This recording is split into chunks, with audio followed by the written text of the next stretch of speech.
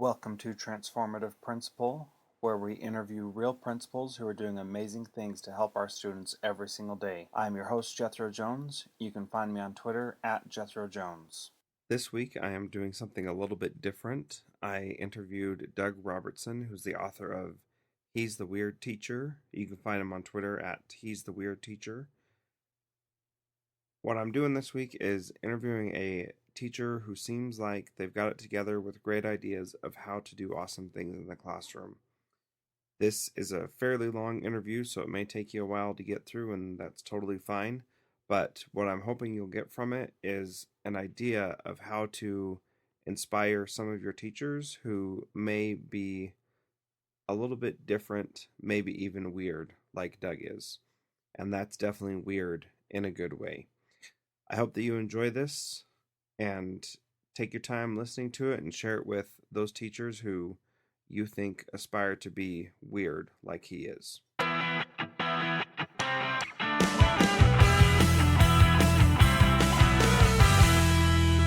Tell me about working in Hawaii. What's it like over there?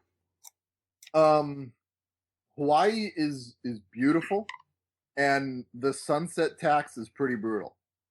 Like it's you can't complain about living in Hawaii, because if you complain about living in Hawaii, all you get is, oh, it must be really terrible to have 70 degrees all the time and the ocean 20 minutes away. That sounds really hard. And like, it's true. Hawaii is incredible. It's beautiful. It's really hard to complain about. But as far as working as a teacher in Hawaii, it is really hard because the cost of living is so high. Hawaii's teachers, when you adjust for cost of living, are the worst paid teachers in the nation. They're 50 out of 50. Wow. And that's awful. So the reason that we moved away from Hawaii was we had our son, we had our first kid about halfway through last school year, and my wife wants to be mom at home. That was always the plan. And the fact is, you can't survive in Hawaii on one teacher's salary. It's just not going to happen. It's not even like, well, we could cut here and there and move into this place. You can't live in Hawaii on a teacher's salary. You just can't.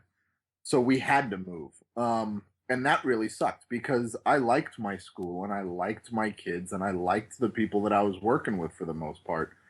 But we just couldn't handle it. And that's what's really hard, is that Hawaii is such a great place and it needs good teachers. But they come because, of course, I want to come live in Hawaii. I'm young and I'm single and it's awesome. And then you build a family and then you move because you have to. Or you live kind of a hard, tight life that a lot of teachers that I know are living too. Right, yeah. So did you meet your wife over there?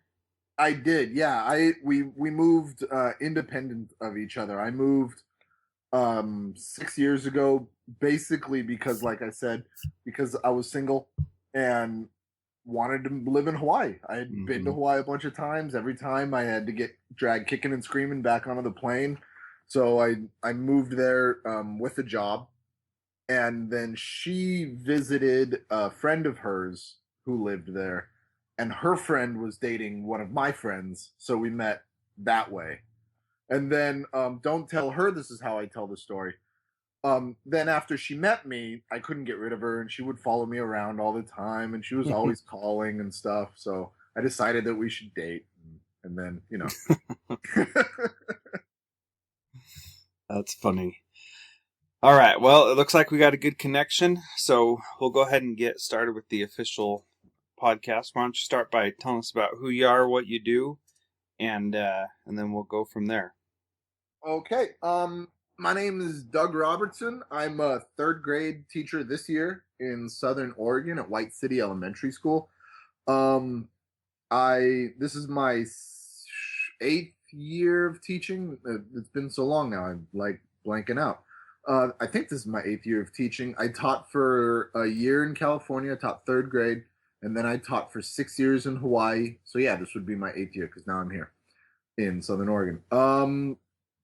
I just wrote a book called He's the Weird Teacher. It's been out for a few months. You can find it on Amazon and iTunes and Barnes and Noble. You can get it in paperback or in as an e-copy. And that's kind of why I'm doing a lot of the stuff that I've been doing now, because the book has opened me up to so Mm-hmm. many other venues, and it's helped me meet so many other teachers and have a lot of really interesting conversations about education. Mm-hmm. Um, And so that's I've read the book, and it is great. I really enjoyed it, and you've got a lot of really awesome stuff in there. And it made me think, what can I do to instill these kinds of things in my students, and how, or not my students, but in my teachers, excuse me, and how can I get Doug to move to Utah and teach at my school? that means a lot. Thank you so much. And that I'll answer the other stuff too. But hearing that kind of stuff is gratifying on an ego level. Like, yay, people read the book and they liked it. But it's also gratifying on a professional level, because Mm-hmm. teaching is such a solitary thing. Like, you have staff meetings and you have grade level meetings, but in the end, you're stuck on an island all by yourself. Yep. And I think a lot of us are doing something in our classrooms that we're not entirely sure works. We're experimenting and we're playing, and I teach this way and this is my style. And I never really knew if my style was a translatable style, if this is a if what I'm doing is working the way I think it's working, if my education philosophy makes sense to other people. And then last year and the year before, I had a student teacher. I had two student teachers. So they were guinea pigs too. And I started throwing all of my education philosophy at them, and they were able to make it work. So I started thinking, oh, these things that I'm thinking and these things that I'm doing are real. Like, it actually works. And that kind of motivated me to write the book, because I felt like a lot of the stuff I was saying to my student teachers was valuable to them. And those are things that I thought, I need to write this down, because I've always been a frustrated writer. So I might Mm-hmm. as well write it down. And even if nobody buys the book, at least I've written it down. But people have bought the book, and people have, like, I've become really close friends with a couple of teachers. There's a teacher on Twitter named Samantha Bates who read the book, and she reached out to me, and we're like tight friends now, like Mm-hmm. digital friends, but whatever. Um, and it now I can we're sharing it, and she's like, I read your book, and it was like I had written it. That you said things in the book that I have thought, and that's so gratifying to know I'm not alone on this little island. And the way that I teach and the way that I think about teaching, other people do too. I'm the weird teacher because of maybe the ways I do it, but the way I teach, the way I think about teaching, is not as weird as I thought. Does that make sense? Absolutely. And it seems weird because it is not how one you're taught to be a teacher in teacher preparation classes, and it's not how we can trust every teacher to teach, because some people don't have the personality or style for the approach that you have. I And it takes time to develop that skill and that ability, and it takes a lot of trust from in yourself and from your, I think, administration, to be able to take the risks that you talk about taking in your book. I yeah, I completely agree. Oh, there's so much. One of the big things I talk about in the book, early in the chapter or early in the book, is the idea that teaching is a performance art. I've always felt like teaching was an art form more than a Mm-hmm. science. Because at the end of the day, you're standing on, and I know we're not the sage on the stage. That's not the way we teach anymore. But you're still standing in front of an audience, Right. trying to make them interested in something that they might not be interested in. These 8-year-olds don't care about fractions. Yeah. And my job is to make them care about fractions, and not make them learn it, make them want to learn it, which is a completely different thing. And I think, especially when you're a new teacher, you do that by, and this is kind of a joke, you do that by teaching louder and slower. If I Mm-hmm. teach louder and slower and harder, then they will learn it better. And that's because you're insecure. I must keep the class very tightly under control, and I must stand in front of them, and I must talk at them, and they will learn because I told them they have to learn. And as you become a better teacher, and as I became a better teacher, and as my personality, I started to relax and let my personality shine through, and take risks in my classroom and see those risks pay off. um, I started to realize exactly how much teaching is like an art form, and how much those acting classes that I took in college were valuable, Mm-hmm. and how much um, the rock stars that I look up to, I can use Paul Stanley in my classroom. I can use Henry Rollins in my classroom. I can use Steven Tyler in my classroom.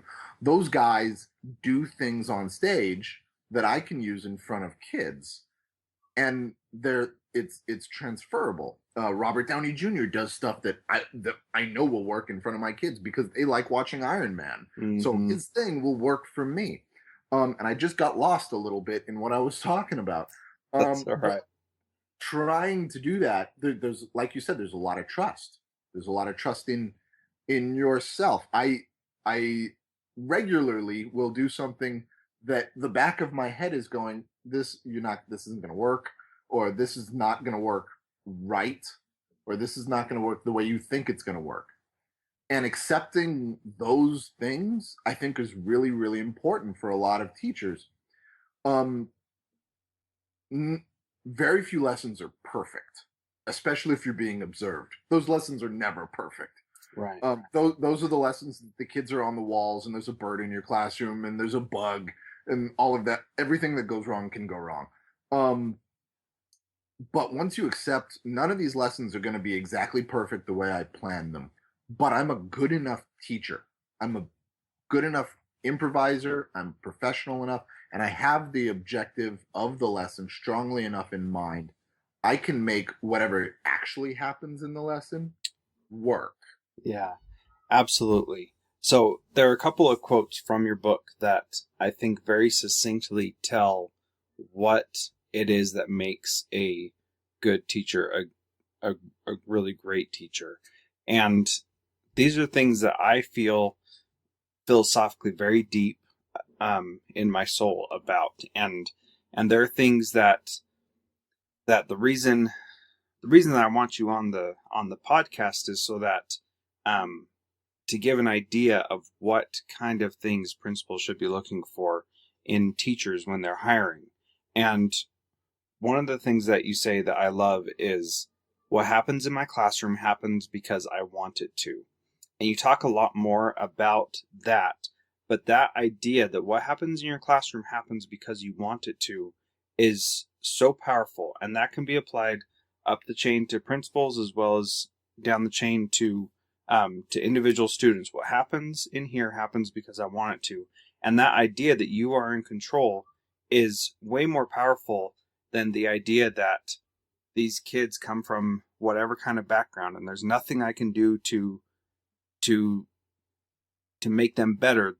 They're just going to be better or they're not, and I have no impact. That's totally false. But what happens in my classroom happens because I want it to. Talk more about that, would you please? Yeah, and you can quote my stuff back at me all day. My ego will love you. Um, I think um, taking a real personal responsibility for the learning and the behaviors that happen in your classroom is a very important thing, and I'm seeing that a lot right now. I've actually had a couple of conversations about that on Twitter recently, especially through Slow Chat Ed. That's been a topic, I think, this Mm-hmm. week, um, where a lot of teachers or people prohib- pro- um, kind of associated with education are saying, like, the common core state standards are going to be taking things out of our hands, Mm-hmm. and everything is going to be dictated, and you have to do it this way, and that's not the case at all. um they're they're a destination, but the way I get there, the travel plans, all me. That kind of stuff is my job. And I guess from a teacher looking at a principal perspective, I need a principal that understands that. I need a principal that trusts, okay, you hired me because you saw a good teacher. You didn't hire me because you saw a parrot or a tape recorder. You hired me because you saw a professional who knows how to do this job. Now I need you to let me do this job. And as long as you let me do this job, and obviously you check in on me and you make sure I'm not doing some crazy thing, Right. we will get it done. One of my favorite things is a guy named Chris Hardwick, who's all over the internet right now, and he says this a lot when he's talking about comedy and when he's talking about movies. He says, when you let funny people be funny, you get funny things. So if you look at movies like Caddyshack or Ghostbusters, Hmm. those are movies where they just put a bunch of funny people in a room, and then all of the suits went away, and they let funny people make a funny thing, and it turned out funny. And I feel the same way about teachers. If you let a bunch of smart, talented teachers into a room and you say, these are the standards, these are the goals that you're going for, go, we will come up with good ways to get there. If you let good people do the thing that they're good at, you will get a good thing at the end. So that's the kind of stuff I need from a principal.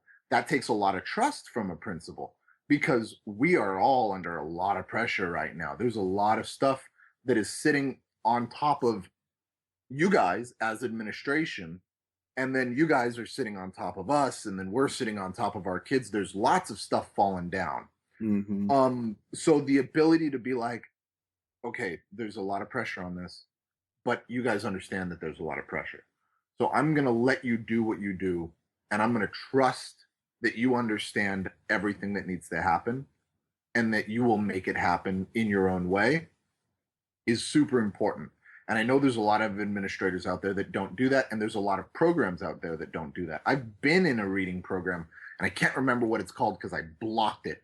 But it was when I was teaching in California, where it was like on Monday at 8:30, you will be on page 72, and at 8:45, you will be done with that page, and you will be on this page. And every single third grade in this district will be there. If I walked into your room, I would know exactly where you are, and that's insane. That's awful. That was horrible. And I was still a baby teacher. It was only my first contract year. So I didn't really have all of the skills to express exactly what was so frustrating about it. Hmm. But I knew it was frustrating. If I was put in a program like that now, I wouldn't be able to handle it. I wouldn't be able to handle a person saying, you will teach this exactly this way, exactly on this day, exactly at this time. No, I'm good at this job. Tell me where you want the kids to be, and I will get them there. Trust me. So, as you were searching for jobs when you moved back from Hawaii and now you're in Oregon, what, how did you determine if the principal was going to allow you that freedom or not? How did you make that? How did you know that before you took a job? To be perfectly honest, I didn't. Like we had to get out of Hawaii because we couldn't live. So my 6 years in Hawaii, after the first 2 or 3 years, I felt comfortable, and um if I hadn't really liked the people that I was working with, I would have moved schools and I would have jumped to somewhere where there was another principal because I was established in Hawaii. Coming from Hawaii to Oregon was a risk for me professionally because I was at the mercy of whoever will hire me. The Hmm. goal, at least for this year, was always we just need to get back to the mainland. We need to get back. We I don't care where in Oregon we teach. I The goal was the Portland area because we really like it up there, and we ended up literally as far away from Portland as you can get and still be in Oregon. Um, but we're back on the mainland, and if the school is awful and the principal's awful, then I'll suffer for a year and we'll apply, and at least we're on the mainland where it's Hmm. easier to move.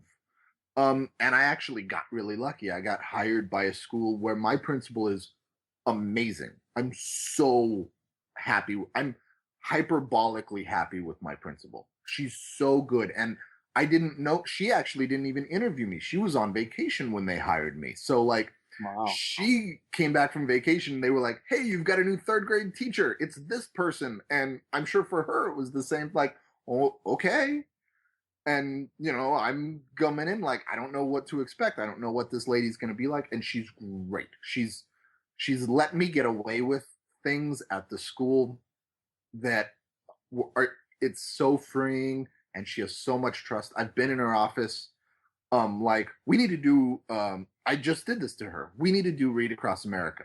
What do we do for Read Across America? And she's like, well, we've never really done anything too big for Read Across America, not in a few years. Okay, well, I'm gonna plan a Read Across America thing, and I'm gonna get readers to come in for everybody's class. Is that okay? Yes. Mm-hmm. Okay, sweet. And she just let me run with it. And so now I'm more willing to set up another Read Across America next year, set up other stuff. Like, and I didn't build Read Across America all by myself at our school. My librarian was a gigantic help. Um, but none of that would have been possible if my principal had not trusted me to do that. And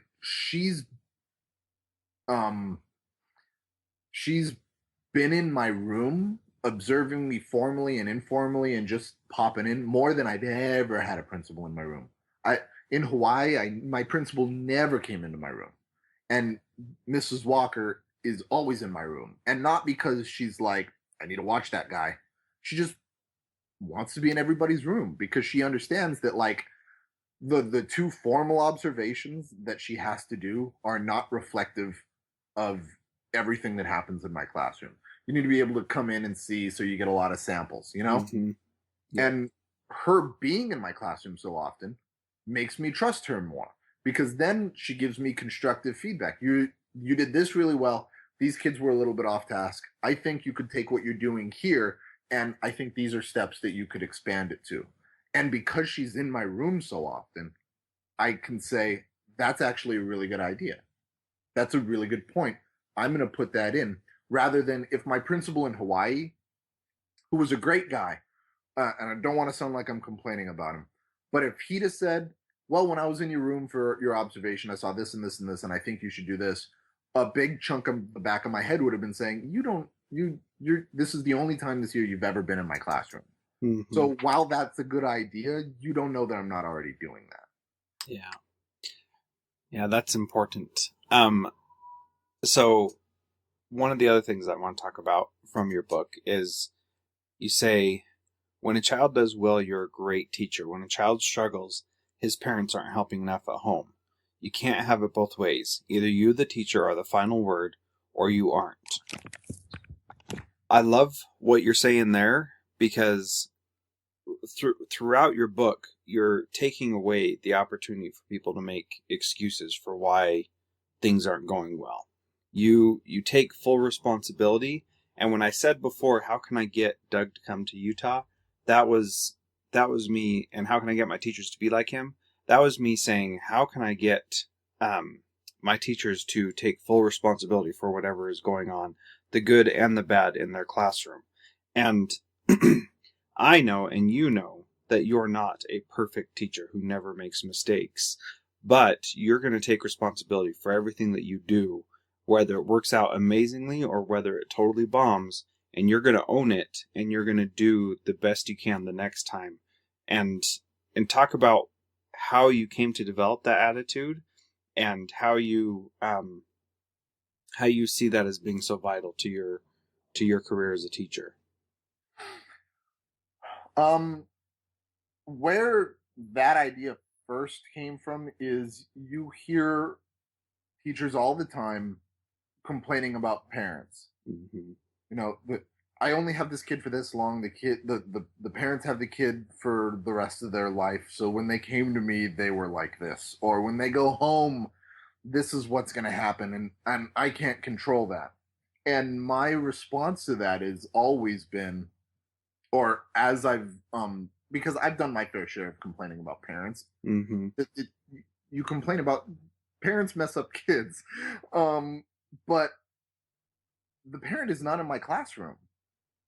The parent is not the person that I'm trying to help. If the parent is helped in the process, if the parent will come to me, or if our communication is good, then hopefully I can help them help their child better. I'm not saying I'm going to make them a better parent. That's not my job. That's not my Mm-hmm. training. Uh, I I want their kid to do better.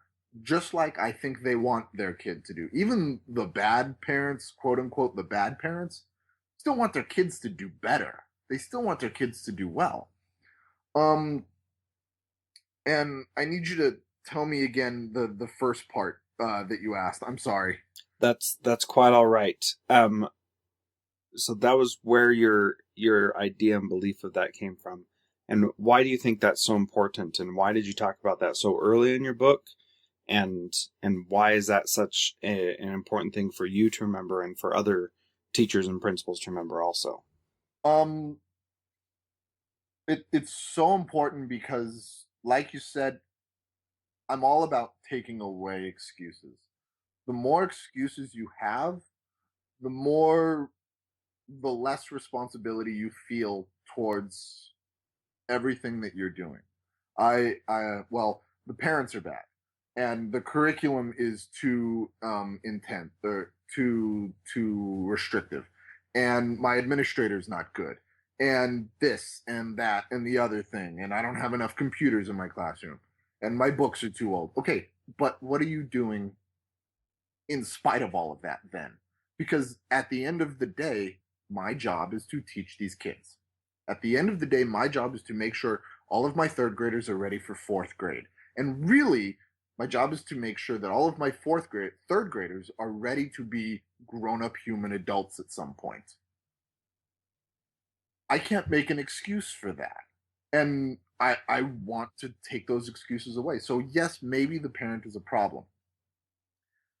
That doesn't change my goal. That doesn't change my expectation Mm-hmm. of the child. And that shouldn't change my expectation of myself. And it's pie in the sky, and it sounds, oh, it's just wonderful that you have such high expectation. And it's not easy, and everybody slips. Like you said, nobody's a perfect teacher. I'm not a perfect teacher. I'm not a great teacher. I have moments where I'm like, this is this parent's fault. Everything that is wrong with this Mm-hmm. child right now is not my fault. This is all the parent's fault. And then I have to, okay, I've had that moment. I've had my little foot stamp tantrum. Now I'm going to move past that and find, okay, so maybe this kid is kind of screwed up because of the parent. What am I going to do about that? How am I going to react to that? I am not in a bubble. I am not stuck in concrete. I am dancing with these kids. I am helping them and finding other avenues and finding other ways. Um, it's I think part of it also might come from my background in in sports. I was a swimmer for forever, and I had a bad race.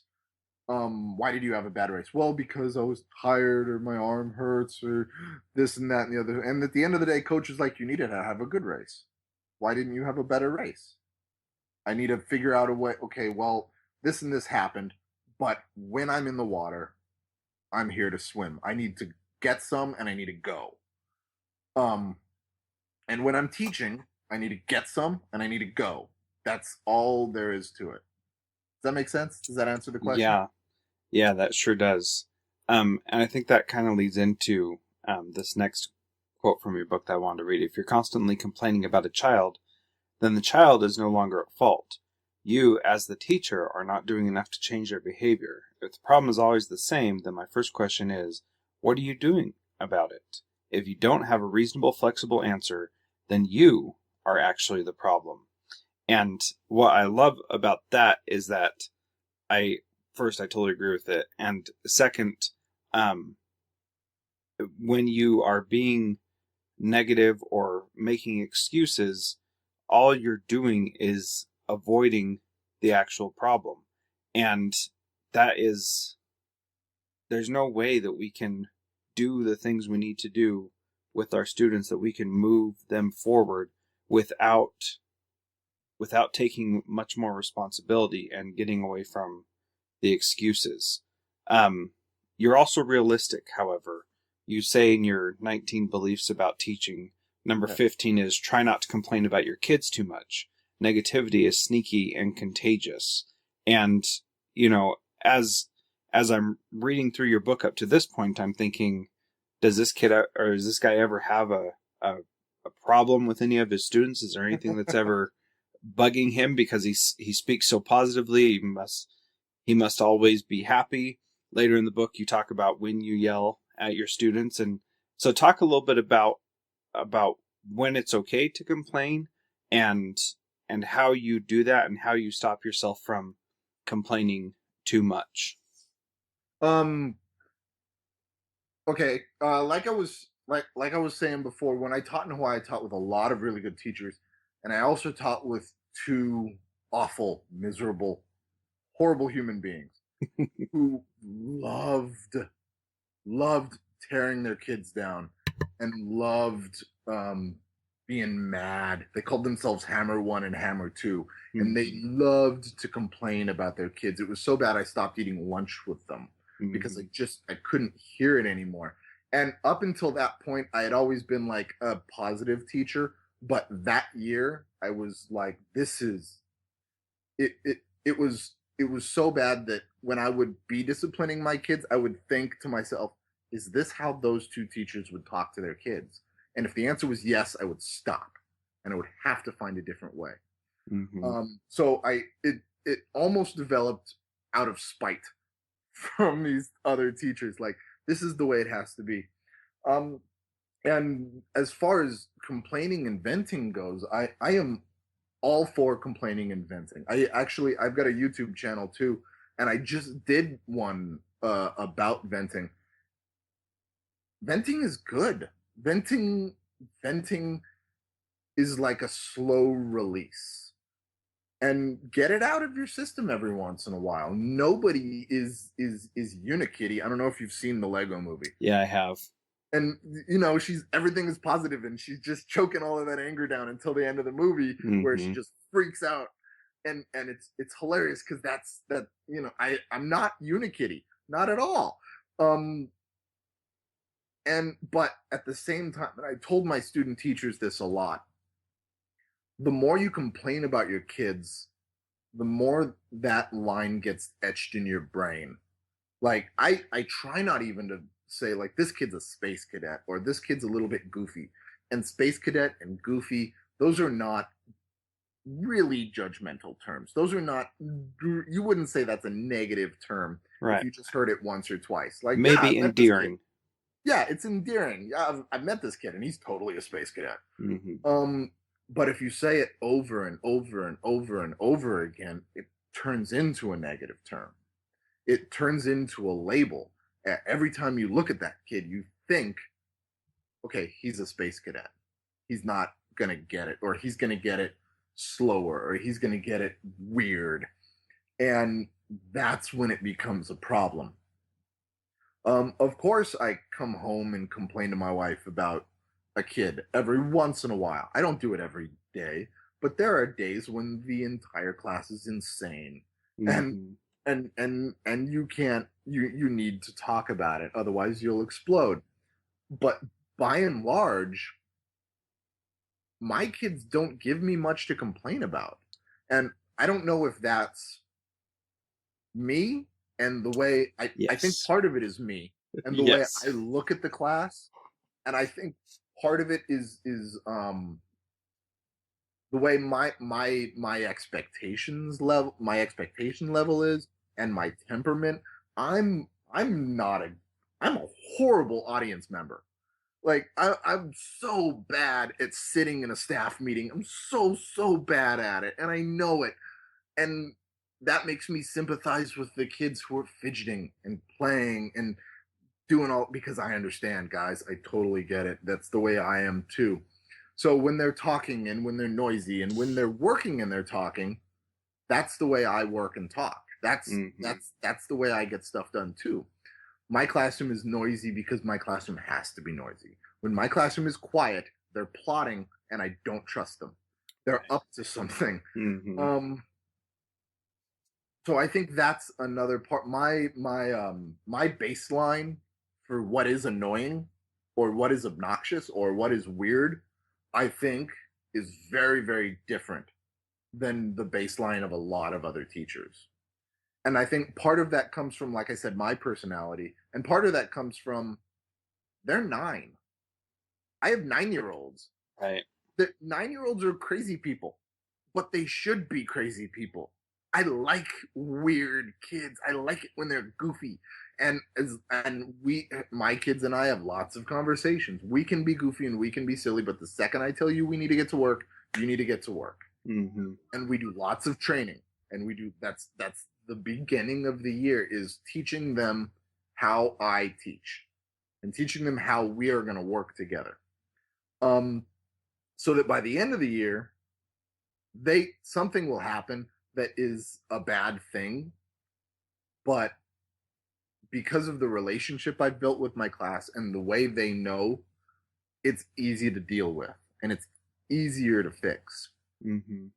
Um, So, so yeah, I'm not positive all the time. I'm not negative all the time. right.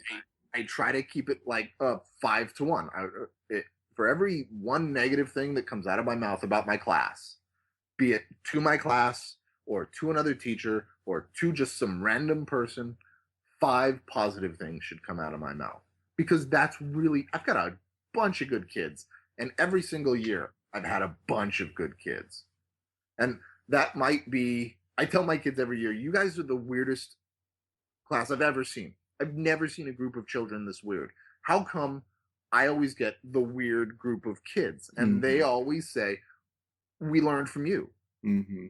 And I truly believe that. I think that's another part of the chapter that you were just talking about, is your classroom reflects who you are. If your classroom is full of rotten kids, what are you doing to make them all rotten? Because you don't have 20. There's no way. The odds are impossible that you got 25 rotten kids. That's Right. impossible. So what are you doing to make them rotten? And I got 25 weird kids. So what am I doing to make them all so weird? Mm-hmm. Yeah. So one thing that you said was your tolerance or threshold um for student behavior is different than others. I don't remember exactly how you said it, but I've experienced that also. And one of my duties as assistant principal at my school is to be down in the lunchroom pretty much every day when the kids are eating lunch. And we are a gold medal school, and that means that we have certain things that we do to encourage healthy attitudes and actions at our school. And one of those things is that the kids stay in the cafeteria for 20 minutes so they have plenty of time to eat, and then they go out and play for the other 20 minutes. And I personally do not mind a noisy cafeteria. It does not bother me at all. And there are people at my school who are in there every day also who really do not like a noisy cafeteria. And I know that it's very difficult for them to have a lot of noise. And there are only 2 things that I stop the noise for in the cafeteria. The first one is if there's something that is that needs to change, like we have an inside day, I make them all quiet down so I can make an announcement. The other thing is if kids are chanting like something to rile some other kid up, that's the other thing that I stop. But pretty much everything else, because I want the kids to be able to have a relaxing time. I want them to be able to be themselves and not feel like they have to be this, we have to be silent because we're still inside the school building. I've never gone to a restaurant that has been quiet and felt like it was a comfortable place for me to eat. And when I've gone to a couple of fancy dinners, and when nobody's talking, I get really nervous, like you were saying, and uncomfortable because there's something going on that's not right. We are eating dinner. We should be chatting, enjoying ourselves, and having a good time. And so I always let the kids, be as loud as they need to in the cafeteria, and it's fine with me. And I know that's not the same for everybody else. And in my classroom, I was the same way. I wanted my kids to be noisy and actively engaged in whatever they were doing. And that made me feel like I was doing something right, not like I was doing something wrong. Of course, if I'm lecturing about something or giving directions, I need to be listening. But their independent work time, that was was hardly ever a time where they need to be totally silent or doing exactly um, only working on their individual work and not trying to collaborate and learn from each other. That was always an encouraged thing in my class. For sure. So much of school is, and I think we forget this even as adults sometimes, or I don't feel like I've forgotten it, at least not yet. But you hear it all the time from people, kids today, kids these, Mm-hmm. and you know what? Kids these days have been kids these days since forever. Right. Forever. The ancient Egyptians were saying this next generation of kids, oh my god, the pyramids are gonna fall down and everything it's just gonna be Yeah. awful. Everything is gonna be terrible. The next generation you always is like these, oh my god, everything is horrible. So much of what you learn in school is not school. It's everything. It's how to be a people. So much of what you learn in school is how to be a human being and interact with other people. So, like you said, if you got to sit in lunch and eat silently, you're learning nothing. There's Right. no social learning at all going on. You need to be able to talk to each other and figure out how to work things out and work together.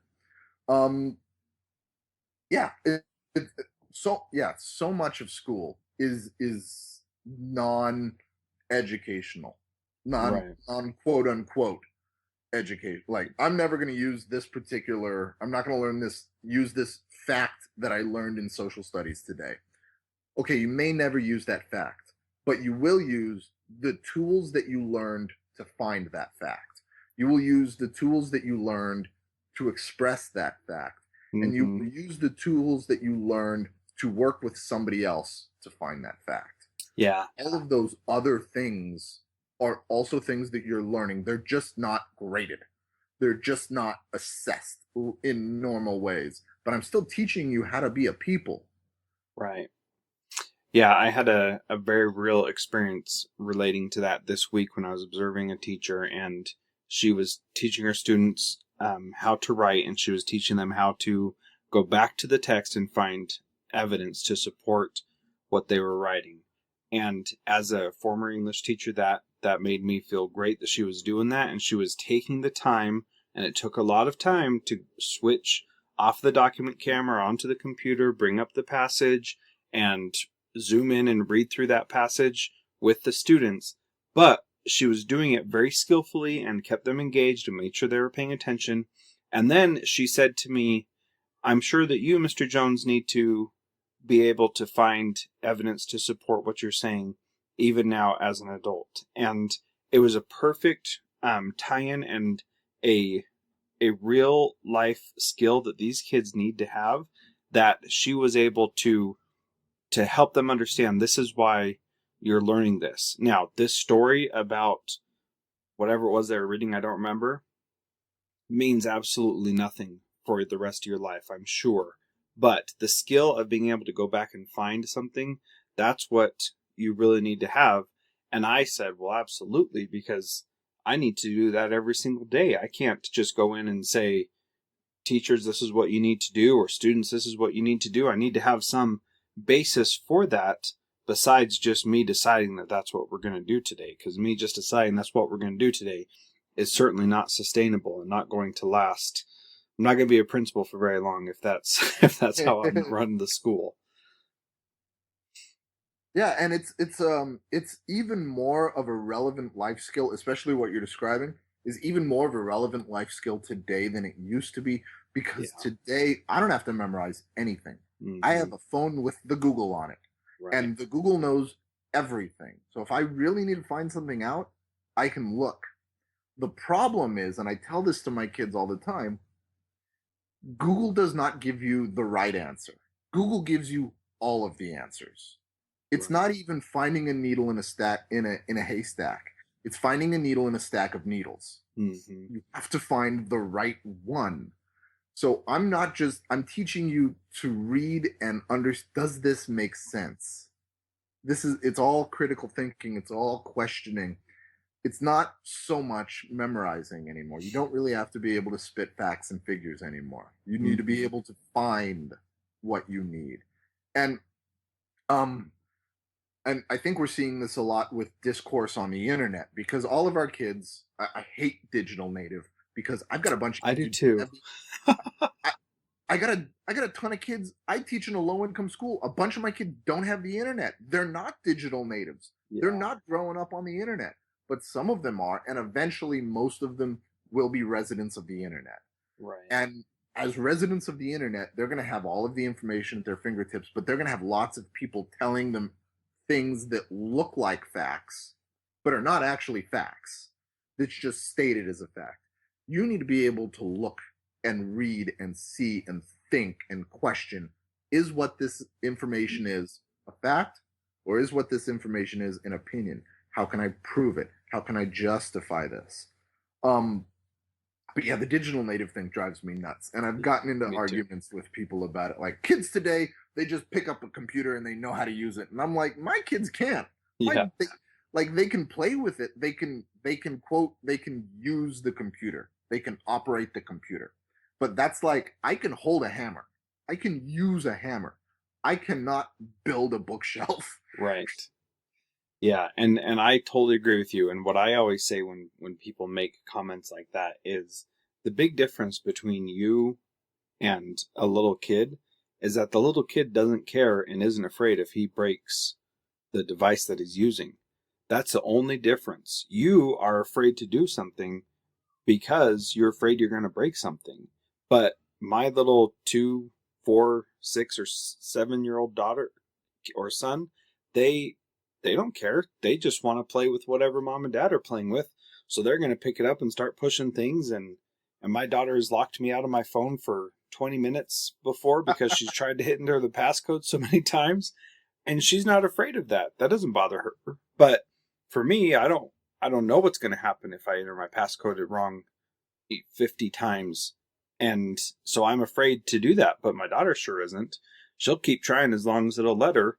And then once she finally does get in, she'll start pushing every single thing to see what it does, and she has no worries about the consequences. She just wants to play and wants to do what mom and dad are doing, and that's all the difference is. And but there are kids, like you said, my school's a low income school too, and we really have to teach them how to use a computer because many of them don't have them, and many of them may have smartphones, or their parents may have smartphones, but they don't have the skills to be able to take our end of year tests on computers and interact with the keyboard and mouse in the way that the state tests require them to, which is a huge concern, but we won't get in too much into that right now. Yeah, you're not only teaching them the test, you're teaching them how to take the test, which is a completely separate skill. Right. And a very important skill also. And Oh, for sure. yeah, so I mean, I think about how I take tests, and I was in a meeting at my church this last week, and we were playing this Jeopardy game, just for a fun thing to do, and they reviewed how you do it. They give an answer, and then you're supposed to ask a question. And so I got out my phone and started searching for what the question would be based on what the text was in the answer, and people started saying that I was cheating, which maybe, but that was never stated that you couldn't do that. So I figured I might as well, because I'm not going to know the answers anyway. And when the other team caught on, they started getting out their phones and started searching as well. But I knew how to search for the answer that would give me the right question, and they still hadn't figured that out. And it took them a couple more turns to figure that out. And I had this great reflection, which I should probably write about somewhere, about how I knew what kind of question it was going to ask, and I knew what answer I needed to find to be able to get the Jeopardy answer right. And that skill of being able to know how to take a test or how to find the right answers is something um, that we really need to be teaching our students, and not so much some of the other things that we may be wasting our time on. We need to teach them how to find the answers that they need. And for me, that was always, how do I find the right answer on this test? And how do I do well just on the test? Because that's what the teacher really cares about. So how do I make sure I do that right? And so that's a skill that you learn and develop um, that I'm not sure is necessarily taught very well or very often in our schools now. I think we're definitely working on that. And to come back to what you were saying about your daughter playing on your phone and stuff, Mm-hmm. I've done that. That's how I learn computer programs. And I think part of that is because I'm in the sweet spot of the generation where I grew up with a computer in my house. It was a real rubbish computer for a while, Mm-hmm. but I grew up with a computer and I grew up with the internet. So I grew up experimenting and playing and pushing buttons and finding out what's going to happen and learning like you can't break Google Drive. Like Right. my school does everything on Google. All of our we Google calendars and Google Drive and all of. You can't break it. You can't. And I've done informal trainings in my school with teachers who are worried about how is this going to work and how do I do this. And I'm telling them like just push buttons, just try.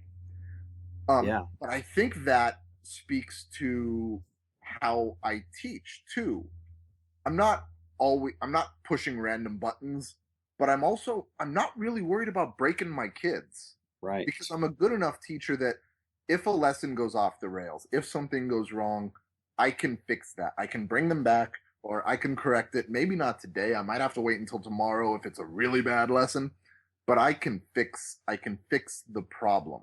Um I was talking to somebody yesterday on Twitter, and we were talking about he was having an issue with a parent, and he wanted to tell the parent, "I'm experimenting with your child because I'm not really sure.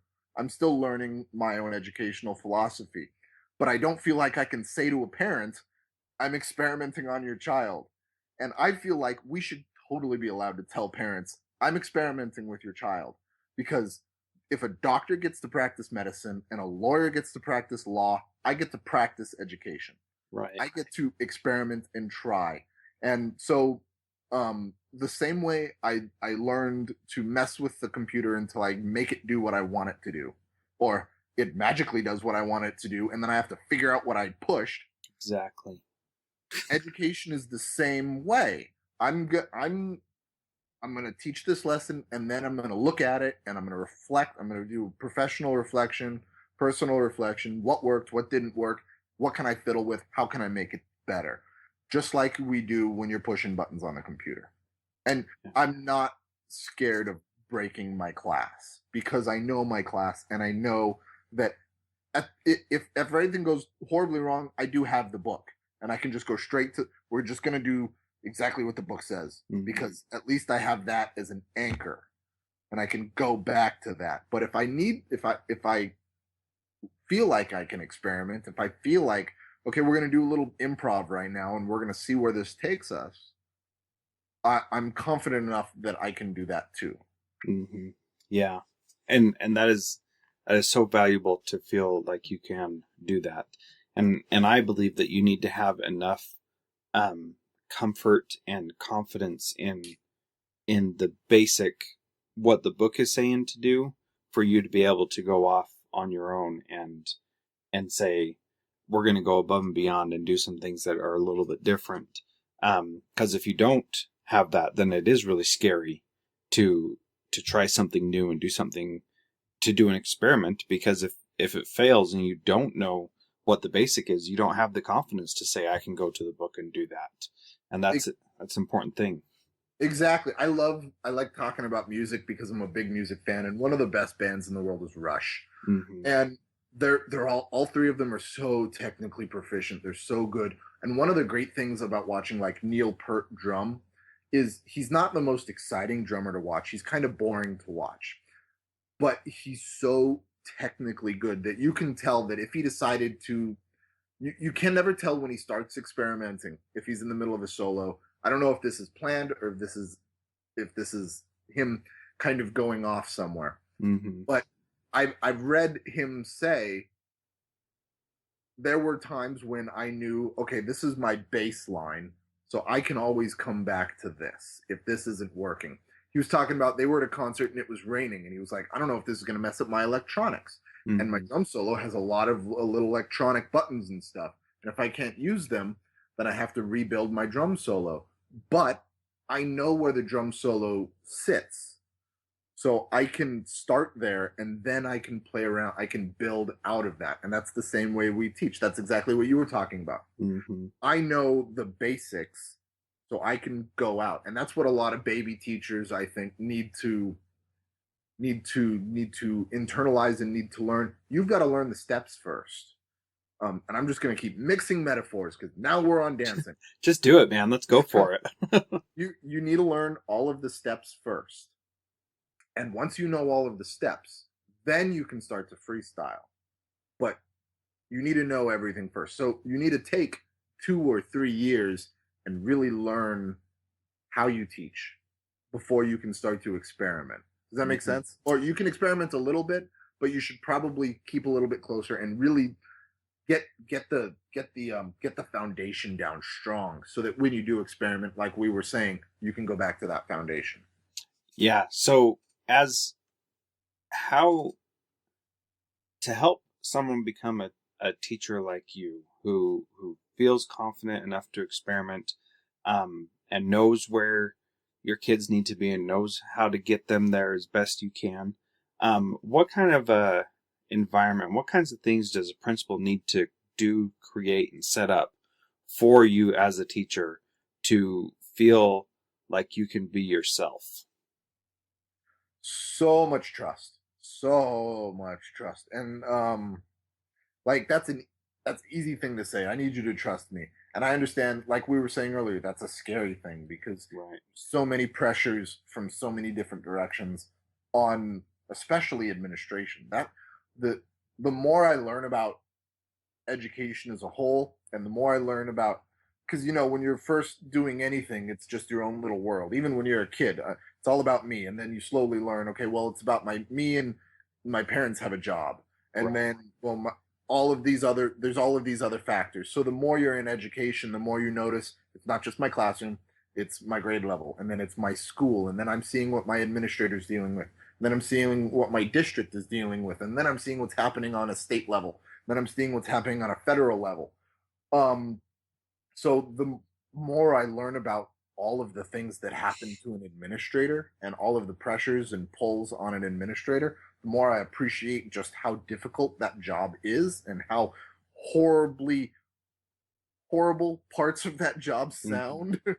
um, but I still need you to trust me to do what you hired me to do. Like we were saying at the beginning, um, you hired me because you knew I'm a good teacher. So you do whatever you need to do to trust me. If you need to be in my room a whole bunch at the beginning of the year so that you can trust me, come into my room a whole bunch. That's your job. I'm Mm-hmm. totally okay with that. Um, but if you come into my room and I'm doing something that seems really weird to you, don't shut it down. Come to me after and ask me to explain it. And as long as I can justify what I'm doing, which I should be able to because I'm a professional and I'm good at this, then it's okay. Yeah. What are you doing? I'm doing this because I think it'll hit this standard, and because I think this and this and this, and because this kid and this kid and this kid respond this way to this. That's what I'm doing, and that's why I'm doing it. Okay. So you're not just pulling something out of your butt. You're like actually coming up. There's reasoning behind this. Right. Um, so I need a principal who trusts and a principal who will support and stand up for, because there are parents who don't understand this kind of teaching, who Right. don't understand, who who who don't feel the same way about education that we do. So when that parent comes into your office and says, this teacher is not giving enough homework, or this teacher is doing this, or this project is ridiculous, or what is going on in this classroom, you as an administrator are going to say, I this is a good teacher and I Mm-hmm. trust this teacher, and this teacher can explain to you exactly why they're doing it. And you might not like or agree everything that the teacher says, but I do, and I'm their boss. Yeah. Yeah. the idea of trust is something that I've heard over and over from principals that are transformative, that are amazing, that they have established at their schools, and that allows people to do whatever they need to do. And so I totally agree with you. I think you hit it right on on the head that it is about trust, and that's what almost everything comes back to. And when you're teaching your students, you're trusting them to be able to handle whatever crazy thing you're doing because you know that that's what's going to help them in the long run. And as you said earlier in this conversation in your book, if we can't get from silly to serious work in 5 seconds, then we're not doing silly anymore. Yeah, and trust in relationships, it's the basis of my discipline plan. It's the Mm-hmm. basis of my classroom. I feel like if I was an administrator, it would be the basis of my school. Trust and relationships. And like you were saying, my kids need to trust me that this thing that we're doing in class has a reason, and it has goals, and it has objectives, and I need to trust them back, which I think is a link that some teachers might forget about. I need to trust you back. Um, you are the student, and I trust that you are here to learn, and that you are going to do your best, and that you are not out to get me or out to get by this. We're in this together. So the circle of trust needs to exist. Yeah, absolutely. Have you read this book? I have heard of it. I have not read it yet. So I think that he's very similar to you, Ray Fesquith, Teach Like Your Hair is on Fire.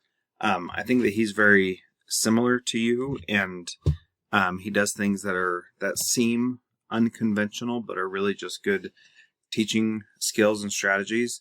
And and I feel like you'd enjoy that book because I think it would give you some more hints as to some things that you could do. But what I see as valuable between your book and his book is that um, it shows a certain amount of extremism. Like, you're the weird teacher. This guy's teaching like his hair's on fire. You know, those, you guys are going way over on this end to be really great teachers and do the best that you can. And not everybody has to go there, and not everybody can go there. Talk about the different degrees of teaching that someone who's not like you could still be a very successful teacher. Um, um, well, Put you on that, the spot. my style is not for everyone, and I think I'm pretty sure I say a bunch of times in the book, this is not the way I'm telling you to teach. It's the way I'm telling you maybe you should think about teaching. Mm-hmm. But um, you you I want to phrase this correctly. Oh, this is such a cliche. You are the best you that you can be. Yeah. And the me, who I am a loud, bombastic rock star frontman of a never-ending education funk machine. That's who I am. I'm not a quiet person.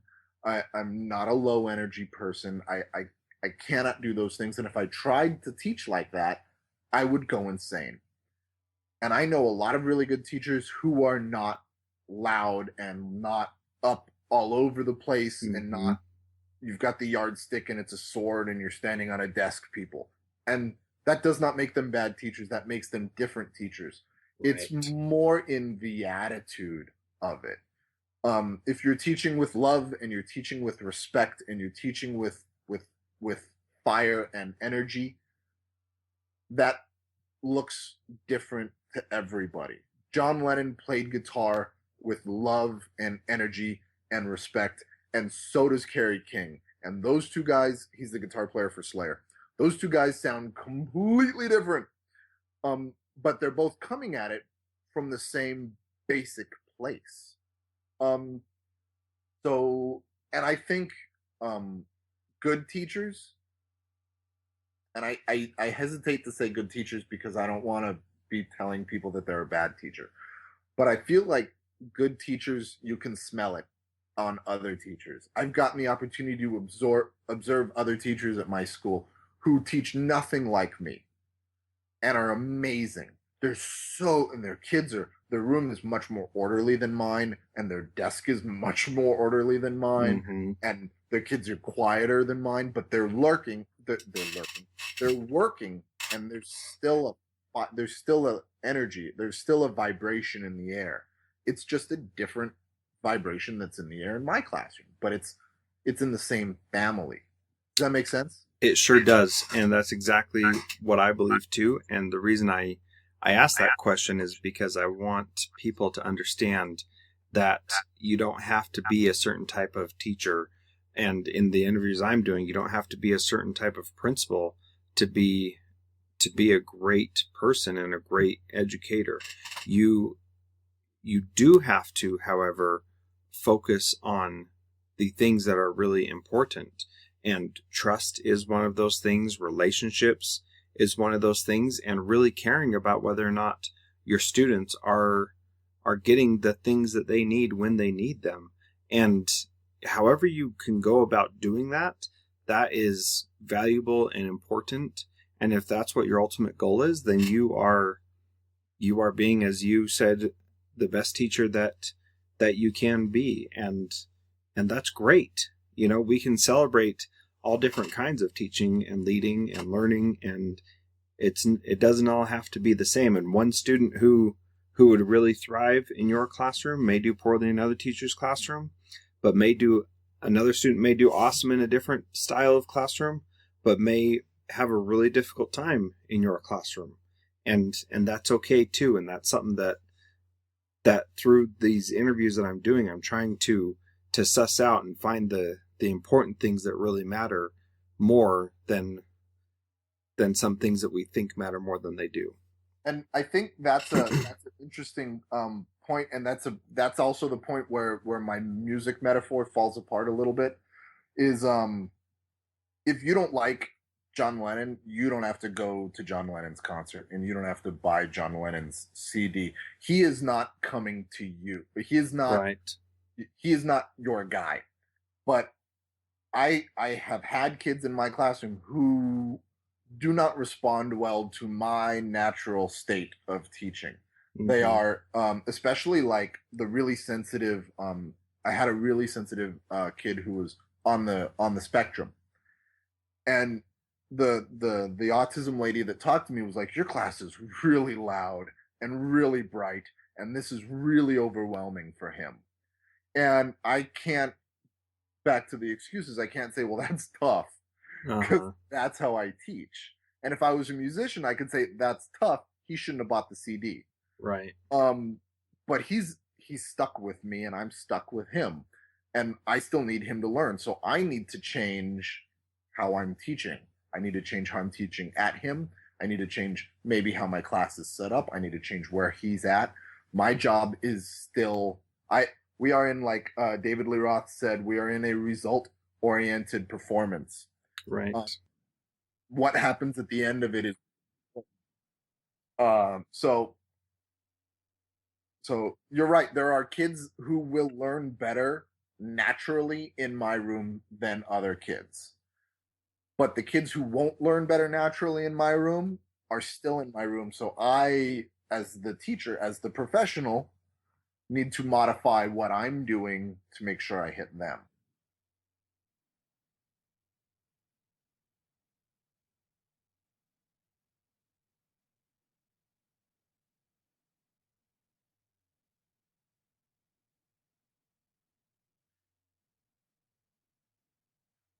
Thank you for having me on. I've done a couple of podcasts now, and it's so nice. You never get to sit and really connect with another educator like this unless you get to go to a conference or something and you get to share ideas.